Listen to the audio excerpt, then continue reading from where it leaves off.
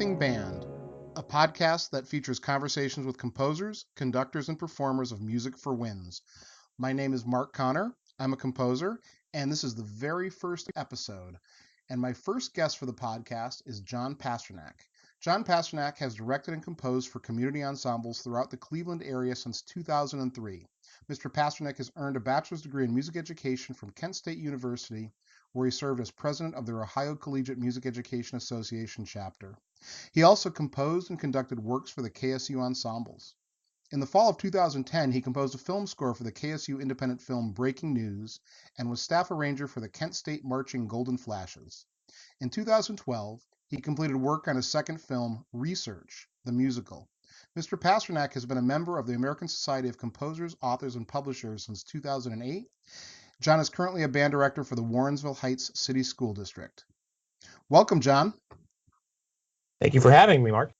My pleasure. So this is the first episode of this podcast. So you're my test subject, I guess, but it's going to go live. So I have some questions we talked about, and you and I have had a conversation already. So I read your biography. Can you introduce yourself and tell us a little bit more about what you're doing now? Sure. I'm currently a teacher. I teach high school band, music appreciation, and choir. I'm composing lots of music. That's my true love, and as well as teaching children. So that's what I've been doing. Great. So you're a tenor sax player. Yes, sir. All right. So can you tell me your origin story, how you got into music? Sure. In fifth grade, I decided to join band. All my friends were doing it, so you knew I had to do it too. I started on trumpet.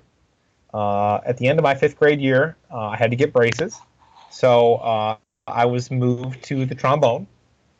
I really didn't like the trombone, so at the end of that, in seventh grade, I changed to the clarinet. At the end of seventh grade, I decided, after thinking about it, I was going to quit band and maybe pursue something else. The hip thing then was everyone wanted to design roller coasters because Roller Coaster Tycoon had just come out. So I was going to quit band and design roller coasters. At the end of that, or at the end of my seventh grade year, at the beginning of my eighth grade year, our district hired a new band director for the middle school. And my mom said, no, you got to give it a shot and see what you think of it. So I stuck with it, and my middle school band director really kind of was very warm. Her name was Miss Schrembeck. She was really warm, really inspirational. She really pushed us to believe that we were capable of more than we thought we were. And I decided to stick with it throughout high schoal. My sophomore year, my dad bought me a music writing program just out of the blue. My dad's the kind of guy that, when you're interested in something, if he sees it and he thinks of you, he buys it for you. So he bought me a music writing program, and I really started experimenting with it, and I really enjoyed it, and that was kind of the start of my compositional career. Went to college, wrote music. Fortunately, at one point I wrote a piece of music for the Kent State Concert Band, and I asked the director at the time, his name was Mr. Kerfman, if he would be interested in performing it, and he was like, sure. And so we did that, and that was kind of my big break, because after that I was lucky enough to be asked to be staff arranger for the marching band. From there, I got into writing music for the first Kent State independent film, Breaking News, and those are kind of my compositional breakthroughs. At the end of 2011, I graduated. I did my student teaching, and I graduated, and I was hired to be a teacher after that. So that's my life story. Okay, there are two things I want to kind of touch on here. The first is you mentioned your junior high band director. You're working with her in the future, right? In the very near future? By the time this goes out, it may be past it. But March 1st, I'm returning to my middle school, Nordonia Middle School, where I went to middle school, and we're going to be doing Dark Matter, which is published with RWS Music Company. I'm going to work with them in the morning, and then the concert in the evening. Awesome. That's so great that you still have that connection with her. I think that's really special. I just saw her at the Ohio Music Education Association Professional Development Conference, and we were going down memory lane and talking about things in the past, and it's just so wonderful. And if I ever have any questions on occasion, I do send her an email, and I'll say, remember this time when we did this, and she'll laugh and say, oh boy, yes, I remember. So, John, tell me about the staff arranger job with the Kent State University bands. That's really interesting to me. It seems like a lot of composers who are band composers have their start doing this kind of thing. And I'm interested to know about this, what you did, and the kinds of tunes you were arranging for that. Sure. When I got the position with the Kent State Marching Band, the director then, Mr. Kerfman, we sat down with him, myself, and there was another arranger. We sat down. We kind of hashed out as a team, I think 4 themes we came up with for the band. And then what we did is he took his responsibilities or his theme ideas, and I took mine. So from there, I started writing my things. And this was over the summer then, before band or band camp. And as I wrote, I would send what I had to Mr. Kerfman, who would send me back immediate feedback, like, hey, maybe make that ending a little bit longer, or hey, why don't you make that part a little shorter? Maybe this in particular piece, maybe not so long. Maybe this piece a little bit longer. And, he kind of gave me that feedback, and I took that to heart. From there, I gave him those pieces, which actually I published 2 of them with JM Publishing, which is my company. I published the Battle Hymn of the Republic, and I published themes from the New World Symphony, which were from 2 of the shows that we did. Yeah, so tell us more about JM Publishing. I know that this is actually how I first met you. You and I are actually both composers with RWS Music, and that's how we first met in person. But I knew of you and about you by JM Publishing. I think on social media you sent me a friend request or one of a mutual friends. That's sort of the way these network things happen. So I'd like to know more about that. It seems to be fruitful for you. Well, it's interesting.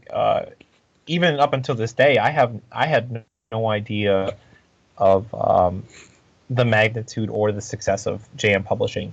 Every day it kind of surprises me just how far JM Publishing has gone and how far into the world it has gotten or grown. JM Publishing just started out with, like I said, me trying to in hopes of a publisher finding me. And then Brandon Nelson found me, and he said, do you mind if I send you some stuff? And I was like, well, sure, I guess, And I published some of Brandon's stuff, and I guess I was kind of learning on the spot with him, what to do, right, and what to go. And I have a couple other composers that I was fortunate enough to publish in addition to that. But through meeting even you, Mark, and a couple other people, when I was at the Midwest Conference just this past December, it was amazing how many people I just, said, well, I own JM Publishing. They're like, oh my gosh, JM Publishing, I know JM Publishing. And I just was like, oh, I had no idea just how many people knew about it. I really had no intention for it to ever, I won't come off and try to say that it's, a huge thing even to this day, but it's still bigger than I ever imagined. I really thought it was going to be me, my 10 followers on Twitter, and I think now the Twitter for JM Publishing has almost 1,500 followers. I really never anticipated it for it to ever go maybe 100 at the most. You've mentioned to me that you started the publishing company hoping that someone would come and Mm-hmm. find you. And, you know, one of the things that I've learned in my career and you've learned in your career is that people don't come and find you in the music business. You have to go find them. Sure, and to even expand upon your first thought before I get into to that, in the music industry, it's so important that when you make a mistake, do not give up. Do not say, "Oh, well, I made a mistake." Do not. Everything is a learning experience. I think there's a quote, and I can't remember. I feel like Thomas Edison is the one that said it. You know, I didn't discover, I didn't fail. I learned 100 ways not to invent the light bulb. Something like that. I feel like he's the one that said that. I could be wrong, so if I'm wrong, please forgive me.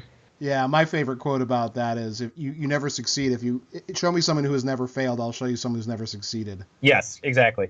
You know, and so it's so important to not get wrapped up on, you know, I failed. Realize why you failed, and then push forward with that lesson. So that being the case, I wasted, let's say, my first official piece was published just last year. So we'll say that it took me 5 years to realize, well, these things aren't going to publish themselves, and to send off some scores. You know, both you and I have that same experience. When I finished my studies, I was waiting for someone to find me too, naively, and it you know, it took some guidance from other people to tell me, you know, you got to send your stuff out, and that's when I started to see success.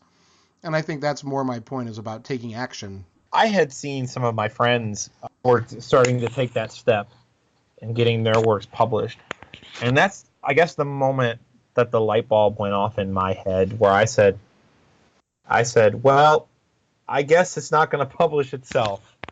And that's when I started sending things off to a bunch of publishers.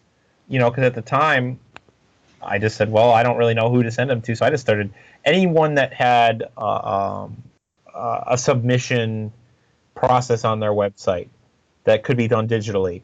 I said, well, I'm sending them off. And I sent them off. You know, and I heard back from Robert W. Smith with RWS Music Company. I heard back from Larry Clark with Carl Fisher. And even more recently, I sent a piece off to Pat Burns at Bandworks Publications. Then you have to either listen to what they say, or as they will all say, every single one of them, of the three I've heard back, will say they said the exact same thing. Either you're going to listen to what I have to say and you're going to change it, or you're going to disagree and we need to part ways respectfully. And they're very respectful about it. They don't try to come off disrespectful. But, you know, it's true. You know, at least in my eyes, these people, these publishers, Robert W. Smith with RWS Music, Larry Clark with Carl Fisher, and Pat Burns with Bandworks, they've been doing this for years. Some of them longer than I've been alive. I'm sure that they know more about what it takes, especially in the publishing business, to have a successful piece of music for middle school. Now, I've been teaching for 5 years. I promise these people, these publishers, have been publishing longer than I've been a teacher. So they know the market trends. They know what's going to make this piece successful.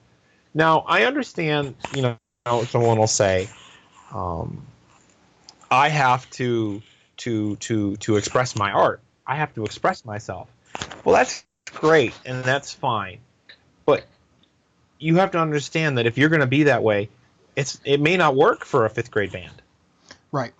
You know, and as we were talking about earlier, if you want to know what these publishers require for that, you know, it may not hurt for you to send them an email and ask. You know, just about every major publisher has a list or has a outline of kind of requirements for each grade level, and asking them for that as a start point before maybe even you send something to them. Ask for their guidelines. Right. This is interesting advice for a young composer is to be seeking feedback early on. Every single piece of music I write, before I send it off to the publishers, I always send it to my friends who I trust their advice. After a while, you kind of know whose advice you like, because it's going to make you a better person or a better composer. I can't possibly think of every compositional technique. Like, I'll send a piece of music off to Brandon Nelson. I'll send one off to Kyle Green. On occasion, I send them off to Jay Coles. I send them off to another friend of mine. And it never fails. They'll say something, and it makes my piece, it takes it to another level. Now, in regards to editing, when it comes to a publisher suggestion, I've been working with Pat Burns on my third symphony at Bandworks Publications. I've been working on my John F. Kennedy symphony about President John F. Kennedy. And the first thing he said to me is, it's too long. Start cutting. Well, as the artist in me started crying instantly, well, I wrote all that for a reason. And then I started looking at it, and I was like, you know what? He's right. There's so much there I can get rid of. And then from there, that was like the first piece of advice. Then like the next piece of advice was, specific things like how about this measure? Do this. And things I never thought of. It got to the point where I had a friend listen to it, and I said to him, this sounds like a real piece of music. And he looked at me and he's like, you're right. From when I listened to it from the first draft to this, he was like, this sounds like a real piece of music. Right. This is really interesting. Did you, now, you don't have to answer this if you don't want to, but did you have composition lessons in college? I did. I studied with Dr. Frank Wiley in college. I actually studied with both him and Dr. John Lee in college. Mm-hmm. It's interesting because, that sensation of having that constant feedback as a student composer and then coming out of college and then sort of having no one there is an interesting thing to get over. And it sounds like you've bridged that gap with your friends and your colleagues. That's exactly how I felt. I felt like my college professors always pushed me to the next level. Mm-hmm. And as you and I were even talking about earlier about phrasing, well, I had a lesson once with Dr. Wiley where he said, John, your music is too predictable. Right. It's just like 4-bar, 8-bar phrases, and you could predict when they're going to start and they're going to end. That moment changed my compositional outlook forever, to the point now where I constantly am now looking. I never realized it. There's things that I'm sure, Mark, you do. I'm sure there's things that the other composers do that they don't even realize that they're doing. Yeah, absolutely. That if they, and I won't say that there's not masters out there that don't need it. But at least in my case, there's things I'm due that I'm sure that if I send a piece to you, Mark, you'll say, John, you do this in this piece and you do this in this piece. It's to the point now where I can predict you're going to do it. Right. I think sometimes that takes a lot of output to get to that point where you can recognize it. One of the things I think that we as composers or people need to understand about being composers is that we have to work through lots of issues. We have to write music to get better. And it's not all great, and most of it's a learning process, but sort of over time, you sort of build up this ability to sort of see what you're doing. True. One of the things that I'm now trying to focus on more stems from a conversation with Pat Burns. He was talking about my third symphony. He said, John, there's too much tonic. And it's true. It was there was too much tonic. But to the point where, I don't know if it's, it's like anything else where, you do it so much or you listen to it so much that you almost tune it out because, you're so used to it. That getting that feedback from someone who's never heard it before with a fresh set of ears and say, it's just like, I guess look at it like when you work with your band, there's things that they do that you don't know because, you're so used to them that you start overlooking them. when you get that fresh set of ears, like a guest conductor, or you have a friend of yours come and listen to your band, you start to notice those things that or they hear those things that you're like, well, why didn't I fix that before? And I think that the same thing is with composition. I mean, who you are so used to listening to you that you don't know your quirks. You don't know you. I mean, because you're so busy listening to you, that's all you hear is you. There's no question of that. That's very true. And so, getting that feedback, I feel like, at least in my case, that's what takes my music to the next level. Is, I send it to my core group of friends, and they say, that end. I have a specific example. If you go and check on the JM Publishing stuff, and you go and check out my arrangement of the Battle Cry of Freedom, the ending that's there was not the original ending, and I can't honestly tell you what the original ending was, but the ending that's there I could not be more happy with. But a friend of mine said, John, you're better than this. Mm-hmm. And those might be harsh words, but it's true. I was better than what I did. Right. And I went back and there's sometimes, and I want to encourage composers to do this as well. Sometimes when you're writing a piece of music, it doesn't hurt to erase something and start over again. It's hard. It is. But save it somewhere. Save it as a separate file. Delete what you're not sure of. And I'll tell you this over my year's experience. If you're not sure of it, and you're the person who wrote it, I promise you the customer who's going to buy it is also not going to be sure of it. That's terrific advice. And I promise you that if you're not sure of it, that person who's going to buy it is going to be even more unsure of it than you. You're the person who created it. Right. Could you imagine someone making a car not being sure if it worked and then sold it to you? That's how I feel on that subject matter, at least. Hey, John, speaking about the relationship between you and a band or a director, have you had many commissions? I've had a couple here and there. My most recent one was a piece for solo horn and wind ensemble, which is going to be premiered on April 22nd. I do believe at Hudson Middle School. I don't know the time. And Hudson, Ohio, by the way. I was going to ask Ohio. The process that I have with that, the first thing is a friend of mine directs this community band called the Western Reserve Community Band. And he said, I kind of want to feature my French horn soloist. And, so from there, the discussion progressed to, what grade level? What grade level? I mean, is the horn going to be a different grade level than the band? And, he said, the horn player could be around a 3 or a 4, but the band needs to be around a 3 to 3.5 at the hardest. From there, we discussed things like what sections should I feature? What sections should I shy away from? What section can I give crazy runs to, and what section should I not give crazy runs to? And along the way, as I would write, say, like the A section, I sent it off. And if they liked it, then I knew I could move on. From there, I worked on the B section. Constantly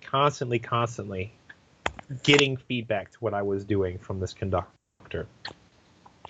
And then on top of that, I sent it off to Brandon. Yeah, I'll go ahead and link Brandon's website in this so people know who he is. Here you go, Brandon Nelson. Let me ask you, you talk about writing it specifically for that band. How much of a balance is it, though, do you feel? You want to make sure that you stay within the request of the director, but how much of a balance do you kind of think to having the piece played more than by that group is sort of having it for general bands as well, I guess, is what I'm asking. With this in particular piece in mind, I tried to talk to the director about this as I was writing.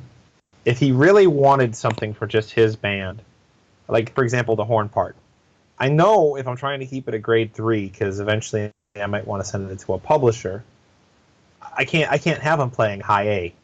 So what I might do is I may, in a smaller note, but write in parentheses above it, lower note optional, and give him a lower part. So that's things I keep in mind while doing that. Now, if they were insistent on something that they wanted for their group versus the publishing thing. Well, maybe the published version, or if I'm sending it off to a publisher, I changed part of it, but I wrote for them their thing, for them, so they have their version. You could also cue parts too. Oh yeah, always.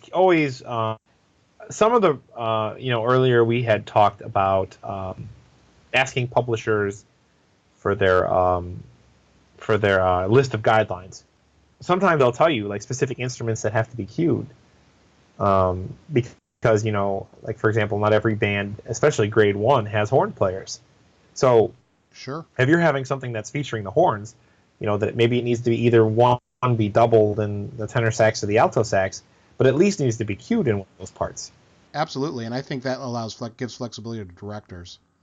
This is a podcast. I'm interviewing you, but one of my first commissions was for a school in Florida, and they had an all-state bassoonist, and so they wanted to open with a bassoon solo, and of course that's cued in the current score, because that's certainly a luxury. Yes, especially in those lower grades.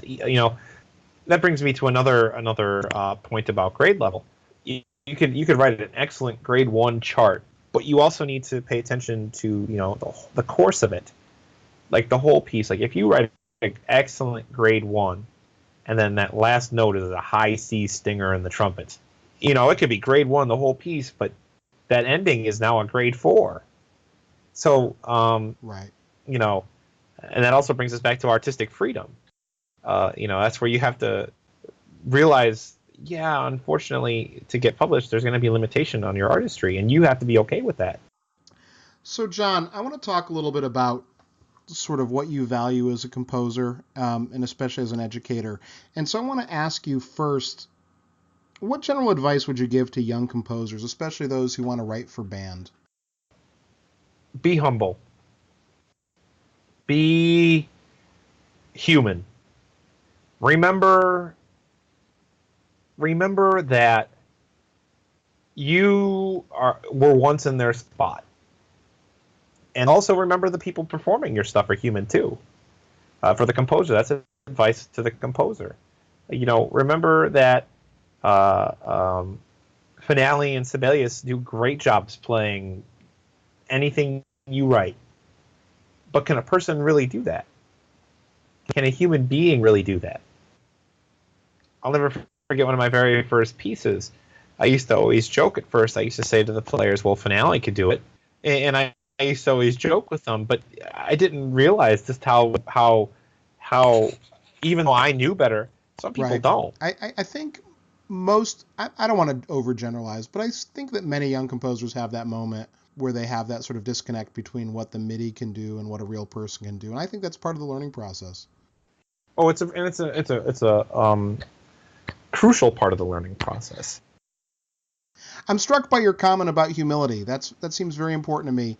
When I look at my career, I think as I'm getting older, I think that human connections are what are most important to me. And I kind of want you to expound on what you were thinking about with humility. We talked earlier about JM Publishing and being humble. Well, number one, again, I don't want to come off it as making JM Publishing this huge thing, because it's bigger than I thought it was. But I'm not going to say it's on the level of Carl Fisher, RWS Music, Barnhouse. I'm not going to pretend in any way, shape, or form that it's that level. But at the same time, I go to work every day. I go to my job every day, just like everybody else. The other thing that really got to me is, Mark, you were there when we met Robert W. Smith. Yes. Just how much of a person he is. Mm-hmm. Just how humble Robert is. Yes. And, even talking to him on the phone, I remember when he called me to talk for the very first time, he, number one, was giving me great advice about my composition. But number two, all I could think about was Robert W. Smith is a person.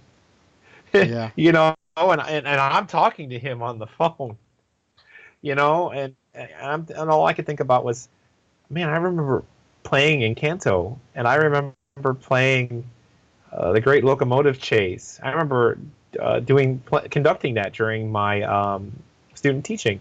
The Tempest. I remember playing the Tempest in 8th grade. That was one of the pieces I played with my favorite band director.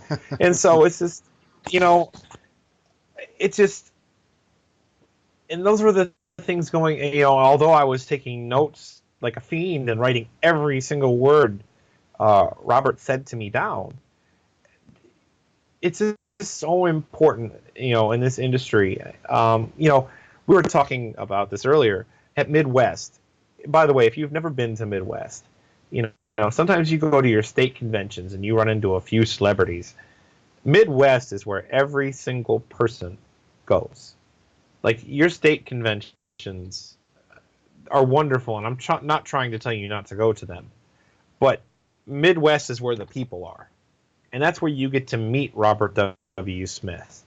That's where you get to meet these people and realize, because sometimes I think we as teachers, in addition to you know, we always tell our students that these people are real people, but that's where you get to see that they're real people and talk to them, and shake their hand, and talk to them, and then you can go back to your children and say, I got to hang out with Robert W. Smith last week. You know, you know, my kids were playing a piece by Robert, and all I could say to them was, I got to hang out with him for a week.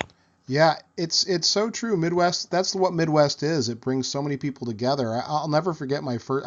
This has only been my second year this past year. 2 years ago, I went and the Boston Brass was playing that year, and I ran into Sam Palafian, the tuba player. I don't know if you know Sam, but he was the tuba player in the Empire Brass, and man, here's one of my musical heroes, because the Empire Brass CDs of the late '80s were why I wanted to be a trumpet player and keep playing, and so you see these heroes, and it's I've been fortunate in my career to meet lots of great people, but Midwest is something special. And I'll tell you one last thing about Robert. One thing he tells me, and I'm sure he tells you, Mark. The one thing he always says is so important is to pay it forward. Yep. And if the Robert W. Smith can be humble enough to say pay it forward, then I have no reason to not. That's very true. And I feel that all composers need to you know, realize, you know, and this is you know, on the business aspect, Mark, if someone was torn between your music and my music, I would encourage them to buy yours. Right. I would not say, well, pick mine, right, because blah blah blah blah blah blah. You know, if someone says, well, I bought a piece of music by Mark, okay, good for you. Right. You know, I don't take that personal. Right. If someone says I picked music by Robert, I'm definitely not taking that personal. Right. You know, it's not a matter of to me, you picking something over mine. Number one, it doesn't say to me that your music has more quality than mine. It doesn't say yours is better than mine. It says that's what's fitting your program's need at that current moment. I just think this is really an important point, because we're not dealing with like resources that are finite. There's no scarcity here. There's plenty of good music to go around, and there's plenty of people playing it. And by lifting up each other, we lift up ourselves. Exactly. It's a matter of supporting each other, I feel, in this business. I don't feel at any point, I don't feel my music is more important than anyone else's. Right. You know, I think that's true. And, you know, you and I are having a little bit of a discussion between two composers. But, you know, for the band directors who are listening to this, it's the same thing from my perspective as a composer, and I'm sure you feel the same way. You know, we're there because of you, because of the band director. We're there because of the kids. This is what we're here for. And so we're looking for sort of to work and cooperate and to build what we're doing. Well, absolutely. At the end of the day, it's not, I don't want to discredit the band director. At the end of the day, we write music for the children. Right. The students. Right. We write music for them. Right. And we want to provide them the best opportunity. And so if Mark, your music reaches a child and convinces them to go into music as a profession, then we've done our job. As far as I'm concerned, I've done my job. Right. You've done your job. Right. I don't look at it as, well, mine has to inspire more children to go forward. Right. It's just giving a meaningful experience to just one. And I'll tell the directors this: my band plays my music on occasion. They don't play all my music. They don't play my music every concert. They don't. They play more music by other composers because I want them to have a diverse experience. Yeah, sure. Not two composers are not the same person. So whatever my kids are playing, more other composers are getting more exposure to my kids than me. I mean, my kids like playing my stuff on occasion, but, you know, at the same token, they like playing other people too. And by saying, no, you're only playing me, who's really being benefited there? Me or them? So, John, what advice would you give your 20-year-old self? If you could go back and tell the 20-year-old you one thing. You know, I would tell myself to be more healthy. I would tell myself to watch my diet. I wish I would have been more health conscientious, because now I'm overweight. I get migraines all the time, and that takes away from me being able to do what I love, writing music. Right. I wish I would have been more healthy, because I probably would now write even more music than I do now. That's good advice. I have to know, what's your favorite work for wind ensemble? My favorite work is probably, a lot of people are probably banking on a more popular piece of music. My favorite piece of music is Valor by James Barnes. Mm-hmm. And the reason is, we played it my senior year of high school. We played it for contest. Mm-hmm. It was the required piece that year. And trying to remember, I think he wrote it for either the 100th or the 200th anniversary of West Point. But it was the first piece I can ever remember where I was able to almost picture a movie of what he was trying to write the music for in my head. And it was also the first piece of music that I remember getting the chills for. And that piece of music was just, I remember it was one of the very first pieces of music I ever bought, to be completely honest. But I don't know how to describe the feelings I had, but that really played into how I create music. Right. Myself. And I don't know if that's, I'm not trying to speak for James Barnes or his compositional process, but his music let me have that experience. Mm-hmm. And now when I write music sometimes, you know, when I'm trying to come up with a story, I almost come up with like a film in my head of the story I'm trying to tell. That, as I said, that's really interesting to have a narrative going on.